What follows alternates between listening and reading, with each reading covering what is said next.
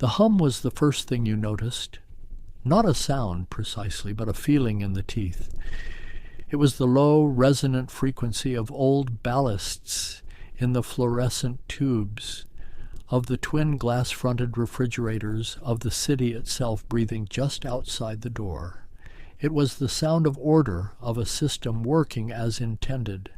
The air inside the refectory carried its own stratigraphy of smells. At the bottom, the clean, sharp bite of vinegar used to wipe down the stainless steel counters an hour ago. Above that, the warm, maternal scent of yeast from the bread proofing in the back. And at the very top, the savory promise of slow-roasted pork, its fat rendering into liquid gold under a heat lamp, the skin a perfect crisp sheet of crackling. This was the world Elias had built, or rather rebuilt. A small world, no more than 400 square feet, but it was governed by laws as immutable as a physics, the law of clean surfaces, the law of the sharp knife, the law of first come, first served. Elias moved within this world like a creature born to its specific ecology. There was no wasted motion. His hands, thick-fingered and mapped with the pale white lines of old burns and knife slips, knew their tasks with a certainty that bypassed conscious thought. They were not the hands of a sandwich maker. They were the hands of a man who had once plated food with tweezers, who had constructed architectural marvels of foam and gel and essence, who had chased and caught a star from the unforgiving Michelin sky. Now those hands performed simpler miracles. The rhythmic tap, tap, tap of his blade, dicing onions, was a form of meditation. The deliberate, even pressure he used to spread mustard on a slice of rye was an act of respect. He was not a chef anymore. He was a cook. The distinction was not one of skill, but of philosophy. A chef serves ambition. A cook serves the hungry. At precisely 12:15 p.m., the bell over the door chimed, a single clear note that cut through the electrical hum. Marcus entered. He was a man shaped by his job, his shoulders curved slightly from decades of leaning over a large steering wheel, his eyes carrying the patient weariness of someone who navigates chaos for a living. His city bus driver's uniform was clean but faded at the seams, a map of countless shifts. He brought with him the faint, metallic smell of the bus and the cool air of the street. He didn't look at the menu board. He hadn't in years. He just met Elias's eyes and gave a small, tired nod. It was a communication more efficient than language. Elias nodded back, already turning to the lowboy refrigerator. The transaction was a ritual, a small point of stability in both their days. Marcus had 15 minutes for this ritual before he had to be back behind the wheel, a custodian of strangers' lives. Elias understood the sanctity of such a schedule. He had already laid out a sheet of waxed paper, the foundation for the coming construction.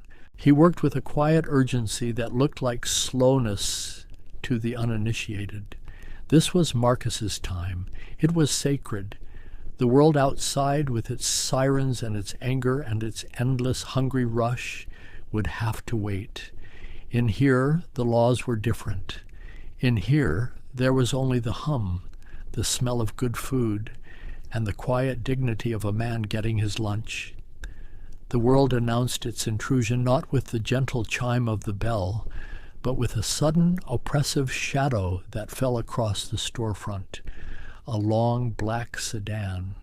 The color of polished obsidian had slid to the curb, its tinted windows drinking the midday light. The car was an apex predator resting in a field of pigeons.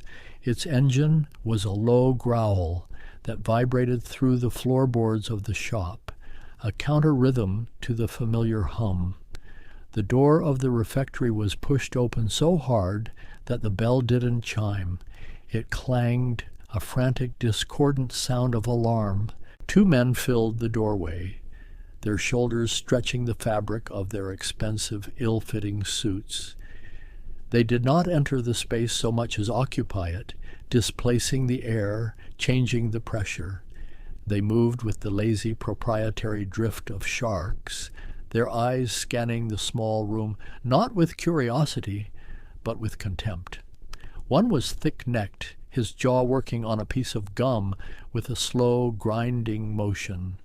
The other was leaner, slicker, his gaze lingering for a moment too long on the cash register.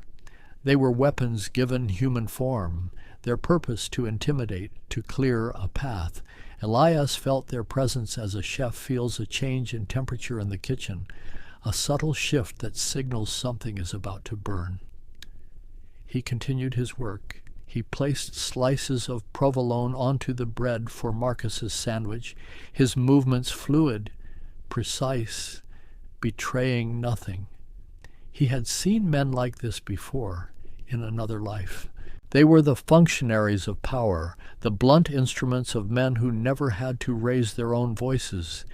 They were always hungry, but not for food. They fed on fear, and the air in the small shop was suddenly rich with it.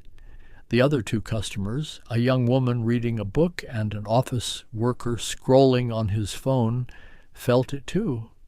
The book was lowered, the phone was pocketed. The quiet rhythm of the room was broken. All that remained was the low hum of the refrigerators and the new menacing growl of the sedan outside. The two men stepped aside, creating a path, and waited. They were not customers, they were heralds. A third man entered. Where his companions had been a disruption, he was a void. He absorbed the light, the sound, the very energy of the room. He was of medium height and build, dressed in a charcoal suit, so perfectly tailored it seemed less like clothing and more like a second skin. His hair was silver at the temples, cut with a razor's precision. He was still, but it was the stillness of a storm's eye. His name was Valerius, though few who knew it dared to speak it aloud. He was not a man who commanded respect. He was a man who inhabited it as a physical space. His presence made the shop feel smaller, the air thinner. His eyes, dark and intelligent, swept the room once. It was not a glance. It was an inventory. He registered the polished steel, the clean grout between the floor tiles, the lack of dust on the hanging light fixtures. He registered the two other customers shrinking into themselves. He registered Marcus, the bus driver, standing at the counter, a statue of worn-out dignity. And finally his eyes settled on Elias. They held for a beat longer than was comfortable. It was a look of appraisal, cold and deeply analytical, the way a master craftsman might assess a piece of unfamiliar timber. Valerius gave a nearly imperceptible nod, not to Elias, but to himself. He had heard this place was different. He had come to see. The thick-necked bodyguard, Leo, took a step forward. He gestured with his chin toward Marcus. "Get him out of the way," the gesture said. He looked at Elias, his mouth forming a smirk around the gum he was chewing. "The boss is here. He needs to eat." The words were unspoken but hung in the air, thick and greasy. Leo reached out, not to touch Marcus, but to simply wave him away, as one would shoo a stray dog. It was a gesture of casual, absolute dismissal. Marcus flinched but held his ground, his hands clenching into fists at his sides. He had worked his whole life, paid his taxes, obeyed the rules. He was on his lunch break. He was next in line. These were small facts in a large world, but they were the girders of his existence. To be waved away like this was to be told that his existence did not matter. Elias saw the flicker of shame and fear in the bus driver's eyes. He saw the bodyguard's lazy arrogance. He saw Valerius in the background, watching, waiting. The world presented him with a choice, the same choice it had presented him years ago in a different kitchen, under brighter lights: bend or break, accommodate power or stand on principle. He had bent before. He had compromised. He had watched his father's legacy be dismantled by men in suits just like these, men who believed their money made them exempt from the simple cues of life. He had lost everything because he had tried to play their game. He would not make that mistake again. He placed the final slice of mortadella on Marcus's sandwich. He looked at Leo, his expression calm, his voice even, the sound of it clear and solid in the tense silence. He was first. It was not a plea. It was not an argument. It was a statement of fact, as simple and unyielding as a law of nature. The temperature of the grill does not change for the station of the man. His father's voice, a low rumble in his memory. For the first time in 5 years, Elias felt the ghost of the chef stir within the cook. The silence that followed was not empty. It was a vacuum, pulling all the heat and noise from the room. It was the moment a decision becomes a consequence. Leo's smirk faltered, replaced by a flicker of disbelief. He glanced back at Valerius, expecting a command, a nod, some signal to escalate. But Valerius remained perfectly still, his face unreadable, his eyes fixed on Elias. He was an observer, a judge watching the proceedings without intervention. This was a test, and it was not Elias, but Leo, who was being tested. Failing to read the room, Leo turned his attention back to the cook. His voice was a low growl, laced with a gravelly impatience. "Did you hear me? I said the boss needs to eat." He leaned forward, placing a heavy, meaty hand flat on the stainless steel counter, a territorial claim. The sound was a dull slap in the charged quiet. He was trying to crowd Elias, to use his physical presence to intimidate, to shrink the cook's world to the space between the knife block and the slicer. Beside him, the other bodyguard, Nico, shifted his weight, letting his jacket fall open just enough to reveal the dark, checkered grip of a pistol holstered at his hip. It was a crude piece of theater, but it was often effective. Elias ignored them. He turned his full attention to the sandwich before him. It was no longer just Marcus's lunch. It was a declaration. Every movement became deliberate, imbued with a significance that far outweighed the task itself. He picked up a small brush and dipped it into a bowl of herbed olive oil. With the focused precision of a calligrapher, he began to paint the inside of the top slice of rye bread. The motion was slow, methodical. It was an act of profound, infuriating insolence. He was not just making them wait. He was demonstrating that their urgency had no purchase in his world. He was operating on his own time, governed by his own laws. The smell of garlic and rosemary rose from the bread, a fragrant act of defiance. He could feel the heat of Leo's stare on the back of his neck. He could feel the weight of Valerius's silent assessment.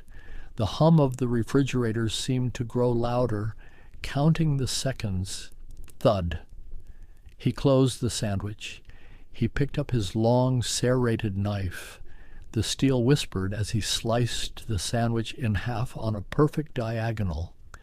The cross-section was a mosaic of color and texture, the pink of the cured meats, the pale cream of the cheese, the deep green of the arugula. It was a simple thing, done perfectly, and in its perfection lay its power. It was an argument for a world where craft mattered, where rules were applied equally. Leo's patience snapped. The slow, deliberate care was a mockery of his authority. He saw it as weakness, not strength. His voice dropped the pretense of a request and became a raw command. I said, now. He gestured toward the bin where Elias discarded scraps. Put that garbage down and serve him. The word garbage was aimed at the sandwich, but it struck Marcus like a physical blow. The bus driver visibly flinched, his face paling. He had been invisible, and now he was an obstacle, his simple lunch a piece of trash to be discarded. He opened his mouth to say something, that it was fine, that he could come back later, but the words caught in his throat. Fear was a gag, silencing the protest of a lifetime of quiet dignity. Elias paused, the knife still in his hand. He looked at Marcus, and in the driver's eyes he saw the reflection of his own past humiliation. He saw the moment the city inspector, his palm greased by a developer, had found a dozen fabricated violations. He saw the face of the food critic, a man he'd once respected, writing a poison pen review that was a masterpiece of elegant lies. He saw the smirking lawyers in their sharp suits, picking apart the legacy his father had spent a lifetime building. They had all treated his work, his life, as garbage to be cleared away for someone more important. The pressure in the room was immense, a physical weight. But beneath it, a foundation of old anger and rediscovered principle was setting like concrete. He would not bend, not this time. He placed the knife down gently and began to wrap Marcus's sandwich. The pressure inside Elias's chest was a cold, familiar weight. It was the same feeling that had settled in his lungs the night he'd stood in the empty dining room of Ethel, his 2 Michelin stars feeling like twin anchors pulling him under. The developer, a man named Sterling with a predator's smile and eyes that appraised everything by its demolition value, had stood where Leo was standing now. He hadn't used crude threats. His violence was financial, systemic. He had smiled, sipping a glass of wine Elias himself had chosen, and explained the inevitability of progress. Your restaurant, he had said, his voice smooth as silk, is a beautiful, charming impediment to a multi-million-dollar condominium. It was a pity, but sentiment, like old brickwork, had to be torn down to make way for glass and steel. Elias had tried to fight. He had leveraged everything, called in favors, appealed to the historical society. But Sterling's power was like water. It flowed everywhere, through the cracks in the city's bureaucracy, into the pockets of inspectors and politicians. The fight had been over before it began. He remembered his father, a man with hands like Elias's own, standing in their family restaurant's kitchen decades earlier. A local politician had tried to jump the queue on a busy Saturday night, his aide flashing a business card like a warrant. His father had wiped his hands on his apron, looked the aide in the eye, and said the words that were now carved into Elias's soul. The fire is the same temperature for everyone. The politician had left in a fury, and they had lost his business, but they had kept something more valuable. His father had turned to him that night, the heat of the ovens flushing his face, and said, "Never let a man's title change the way you cook. The food knows no rank. It is honest. You must be honest with it." For years, as Chef Elias Thorne, he had forgotten that lesson. He had cooked for titles, for critics, for investors. He had chased stars and accolades, believing they were the measure of his worth. He had served men like Sterling, believing their patronage was a form of victory. He had been wrong. The loss of Ethel had felt like a death, but it had been a painful, clarifying baptism. It had burned away the ambition and left only the craft. It had turned him from a chef back into a cook. Now, wrapping Marcus's sandwich in the crisp, white paper was not just a task. It was a sacrament. The crinkle of the paper was the only sound. Each fold was a deliberate choice, A fold for his father, a fold for the dignity of a bus driver on his 15-minute break. A fold for every small, honest thing in the world that gets pushed aside by the loud and the powerful. He was no longer just Elias Thorne, the disgraced chef. He was the guardian of a 400-square-foot sanctuary where the old laws still held true. Leo watched this slow, meticulous process, his face contorting with a rage born of impotence. This was not the kind of confrontation he understood. He knew how to handle fear, how to counter aggression. He did not know what to do with this profound, unyielding calm. It was like punching water. The cook's refusal to be intimidated was a direct challenge to the very foundation of his power, which was built entirely on the assumption that others would be afraid. He took a step closer, his body tensing, his hand balling into a fist. The air crackled, the moment stretching thin, about to snap. The sandwich, perfectly wrapped, sat on the counter between them. It was an object of absurdly small value and immeasurable weight. It was the hill Elias had chosen to die on. The snap, when it came, was not the sound of violence, but of its opposite. Leo's hand shot out, not to strike Elias, but to grab the wrapped sandwich. His intention was clear: to crush it, to throw it in the trash, to destroy the symbol of defiance. But his fingers had barely brushed the paper when a voice, quiet and cold as deep water, cut through the tension. Leo. The name was spoken without inflection, yet it carried the force of a physical blow. Leo froze, his hand hovering over the sandwich. He turned, his face a mask of confusion and dawning fear. Mr. Valerius had not moved. He stood in the exact same spot by the door, his hands clasped behind his back. But his eyes were no longer passive. They were locked on his bodyguard, and they were filled with a flat, chilling disappointment. It was the look of a king watching a favored hound break its training. Valerius's gaze was a physical weight. It pinned Leo in place more effectively than any restraint. The thick-necked bodyguard slowly, reluctantly, retracted his hand from the counter. He looked like a child who had been caught with his hand in the cookie jar, all his bluster and aggression draining away, leaving behind a hollow, foolish-looking shell. The other bodyguard, Nico, who had been enjoying the show, quickly straightened up, his hand moving away from his jacket, his expression becoming one of professional neutrality. The power dynamic in the room had not just shifted, it had been entirely redrawn by a single word. Elias felt the pressure lift. He hadn't realized he'd been holding his breath until it escaped him in a slow, quiet sigh. He looked at Valerius, and for the first time he saw past the aura of menace.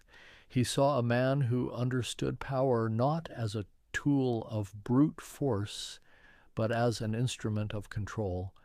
And what Valerius valued above all else was control. His men had shown none. They had been loud, crude, and ineffective. They had created a scene. They had, in their own small, stupid way, disrespected him by assuming this was the kind of behavior he would endorse. Valerius's eyes moved from Leo to Elias. The appraisal was still there, but it was different now. It was no longer just an assessment of a potential obstacle. There was a flicker of something else, curiosity, perhaps even a sliver of respect. He had watched the entire exchange, the quiet cook refusing to be cowed, insisting on a principle in the face of a direct threat. In his world, principles were a liability for most men. For a rare few, they were the bedrock of their strength. He had just witnessed a man who would not sell his for any price. Elias finished the transaction. He slid the wrapped sandwich across the counter to Marcus. His hand was perfectly steady. Marcus, who had been frozen in terror, seemed to come back to life. He fumbled in his pocket for his wallet. his movements jerky. He pulled out a worn $10 bill and placed it on the counter. His eyes darted from Elias to Valerius and back again. Elias took the money, rang up the sale, and placed the change in Marcus's outstretched hand. "Thank you, Marcus," he said, his voice level. The bus driver's fingers closed around the coins and the sandwich. He gave a single jerky nod, a gesture of profound, terrified gratitude. He turned and walked toward the door, his steps quick, his shoulders hunched. He did not look at Valerius or his men as he passed. He was a small boat escaping the shadow of a warship. The bell chimed its clear, gentle note as he left, a sound of return to normalcy. The shop was quiet again, but the quality of the silence had changed forever. With Marcus gone, the tension in the room did not dissipate. It coalesced, focusing entirely on the two men left standing on either side of the counter. Leo and Nico stood by the door, chastened and silent, their earlier aggression replaced by a rigid, uncomfortable stillness. They were waiting for a verdict, and they knew it would not be delivered here. Valerius took a slow, deliberate step forward, his expensive leather shoes making no sound on the tiled floor. He stopped where Marcus had stood, his hands still clasped behind his back. He was a patron now, not an invader. His eyes scanned the small hand-written menu board behind Elias. Though Elias knew he wasn't reading it, he was observing. He was analyzing the aftermath of the conflict he had allowed to play out. He had used the situation as a diagnostic tool, a way to measure the man in front of him. Finally, he spoke.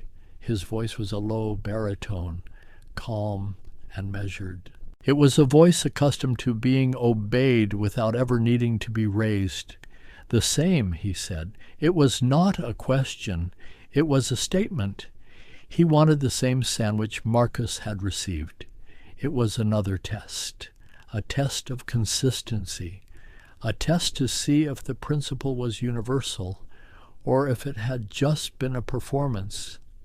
Would the cook's hands move with the same care for the man who had threatened his peace as they had for the man who was a part of it? Elias simply nodded. He turned and began the process again, his movements a mirror of the ones he had just completed. He took out a fresh sheet of waxed paper. He retrieved the same loaf of rye. He began to lay out the ingredients. There was no hesitation, no change in his rhythm. "The fire is the same temperature for everyone." His father's words were no longer a memory, but a living creed. He worked under the silent, intense scrutiny of the man before him, the silence broken only by the familiar sounds of his craft, the soft thud of the knife on the board, the whisper of the deli slicer, the crinkle of paper. As Elias worked, Valerius spoke again, his voice conversational, but his questions precise. "The bread. You bake it here?" "Yes," Elias replied, not looking up. "Every morning. Rye starter is over a decade old. And the pork? You roast it yourself, brined for 2 days in salt, sugar, and juniper, roasted for 8 hours at a low temperature." Elias answered the question simply, directly. He offered no more information than was required. He understood this was not small talk. It was a professional interrogation. Valerius was deconstructing his process, testing the depth of his knowledge. Each question was a probe, searching for a flaw, an inconsistency, a sign that the quality was a facade. He found none. Elias's answers were as clean and precise as his knife work. This was not the talk of a simple sandwich maker. This was the vocabulary of a serious chef. Valerius fell silent again, watching Elias's hands. He watched the economy of motion, the way Elias's fingers moved with an ingrained, fluid intelligence. He had seen hands like that before, in the kitchens of 3-star restaurants in Paris and Milan, kitchens he had access to that were closed to the public. He had seen that same focused intensity, that same reverence for the ingredients in men who were considered living legends. It was utterly out of place in a 400-square-foot shop on a nondescript city street. The pieces began to click into place in Valerios's mind. The unwavering principle, the refusal to be intimidated, the master-level technique applied to a simple task. This was not a man who had ended up here by accident. This was a man who had chosen this place for reasons of his own. It was a retreat, a self-imposed exile. Valerius's mind, a vast repository of the city's secrets and histories, began to search its files. A chef of this caliber disappearing, a high-profile restaurant that had closed suddenly a few years back, swallowed by a controversial development project. A name, Thorn, Elias Thorn. Valerius's eyes narrowed slightly. He looked at the cook, who was now carefully wrapping his sandwich with the exact same number of folds he had used for the bus drivers. Uthal, Valerius said. The name dropped into the quiet room like a stone into a still pond. It was not a question, it was a verdict. Elias's hands stopped for a fraction of a second. It was the only sign he gave that the stone had hit its mark. He did not look up. He finished the final fold on the paper, his movements still precise, but now they felt heavier, freighted with the weight of a name he had tried to bury. He slid the sandwich across the counter. The transaction was complete, but a new one had just begun. 3 days passed. The black sedan did not return. The rhythm of the refectory settled back into its familiar hum, but the memory of the confrontation lingered, a subtle change in the atmosphere, like the air after a thunderstorm. Elias felt it as a quiet vibration, a sense of being watched even when he was alone. He knew the conversation was not over. Men like Valerius did not leave such threads untied. On the 4th day, a courier arrived. He was not one of the usual city messengers in a brightly colored uniform, but a man in a simple, dark suit, his demeanor professional and discreet. He handed Elias a thick, cream-colored envelope with no return address. Inside, a single card was embossed with a stylized V. The card contained not a summons, but an invitation, an address in the city's most exclusive residential tower, and a time, 9 p.m. that evening. It was a request, but they both knew it carried the weight of a command. That night, Elias closed the shop an hour early. He went to his small apartment above the store, a space as Spartan and organized as his kitchen. He showered and put on the only suit he still owned, a dark gray wool that he had not worn since the closing of Ethel. The fabric felt foreign against his skin. It was the uniform of a man he no longer was, or so he had thought. He took a taxi to the address. The building was a spear of glass and steel piercing the night sky, a monument to the kind of power that had crushed him. The doorman, recognizing something in Elias's bearing, or perhaps having been given a description, simply nodded and ushered him toward a private elevator. The ride was silent and swift, a smooth, frictionless ascent. The doors opened directly into the penthouse. The space was vast and cold, a landscape of black marble, chrome, and glass. The far wall was a single sheet of glass, a panoramic view of the city glittering below like a field of scattered diamonds. It was the view from the summit, a predator's perch. And in the center of it all, standing and looking out at his domain, was Valerius. He turned as Elias entered. He was not in a suit, but in a simple black cashmere sweater and dark trousers. He held a glass of red wine. He gestured toward another glass, sitting on a low marble table next to an open bottle. "Please," he said. Elias walked across the cold floor, his worn, leather-soled shoes the only sound. He did not take the glass. He stood and waited. Valerius gave a small, understanding smile. He was not offended. He respected the caution.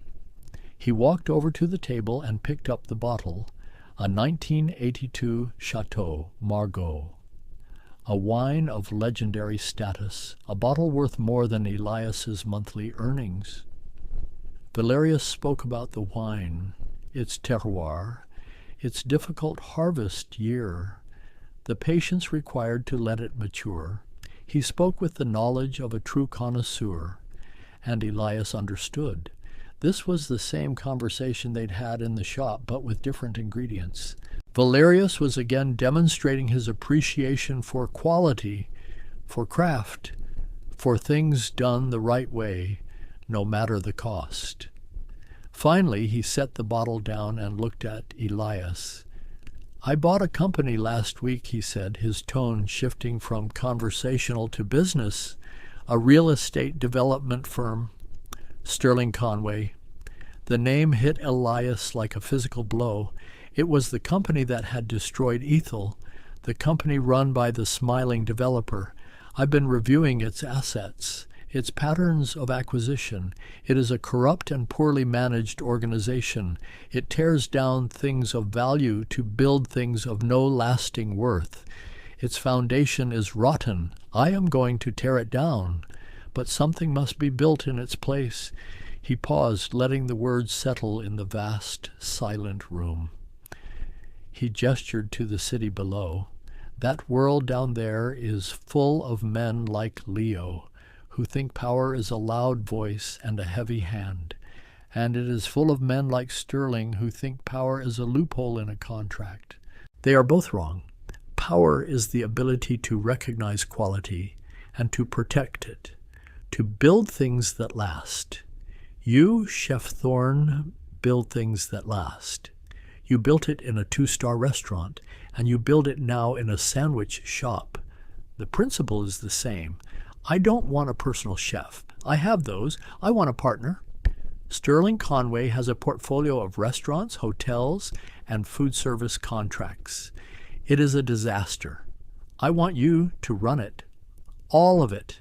Rebuild it from the foundation up, on your principles." The offer hung in the air, audacious and terrifying. It was not just a job. It was a chance to reclaim everything he had lost, and to do it on his own terms. It was a form of justice so poetic it felt impossible.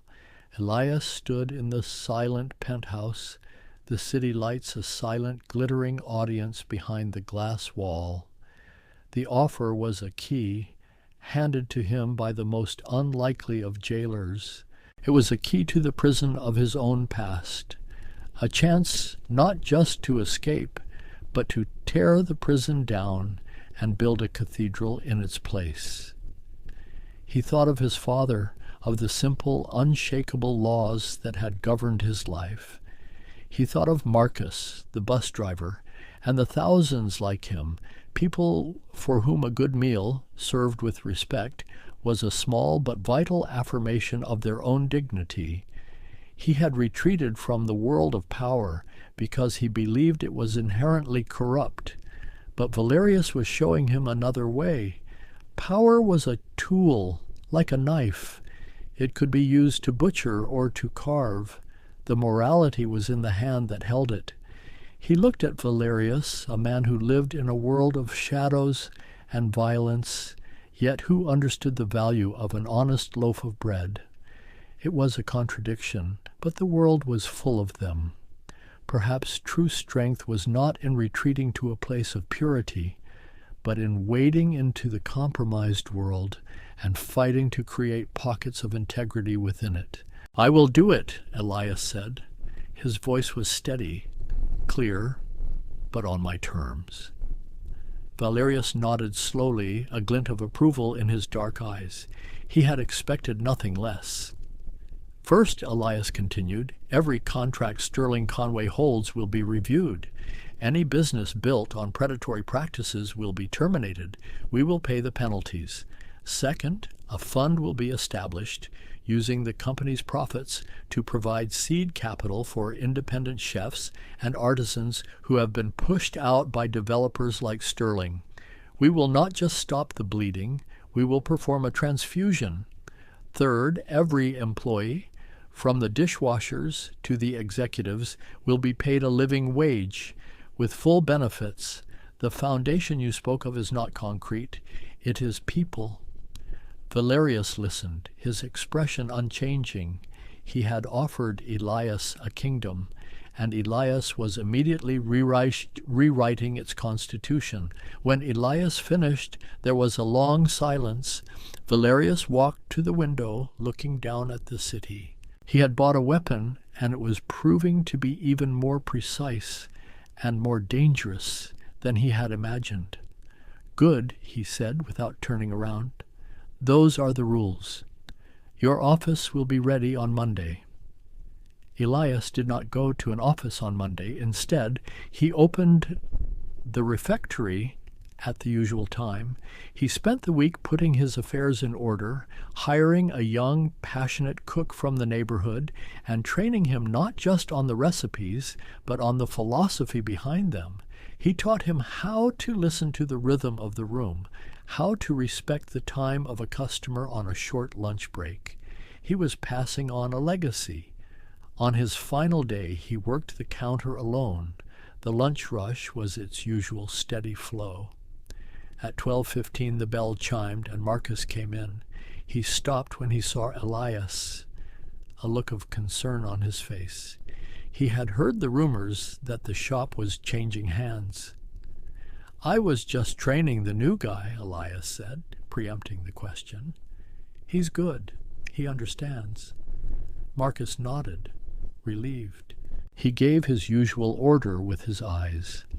As Elias worked, building the familiar sandwich, he felt a sense of peace he hadn't known in years. He was no longer running from his past or hiding from his future. He was integrating them. He could be a cook and a chef, a man of principle and a man of power. He wrapped the sandwich and handed it to Marcus. This one's on the house, he said. Marcus tried to protest, but Elias simply smiled. It was a small gesture, a closing of a circle that had begun with an act of defiance and ended with an act of grace. Marcus left, and the shop was quiet. Elias looked around the small, perfect space he had built. It had been his sanctuary, his foxhole. Now it was a foundation. He took off his apron for the last time, folded it neatly, and laid it on the clean stainless steel counter. He walked out the door, the bell chiming a final clear note behind him. He did not look back. He had a world to rebuild, and he knew, with a certainty that settled deep in his bones, that true power was not found in the ability to make the world wait for you. It was found in the quiet integrity of knowing and respecting whose turn it was to go first.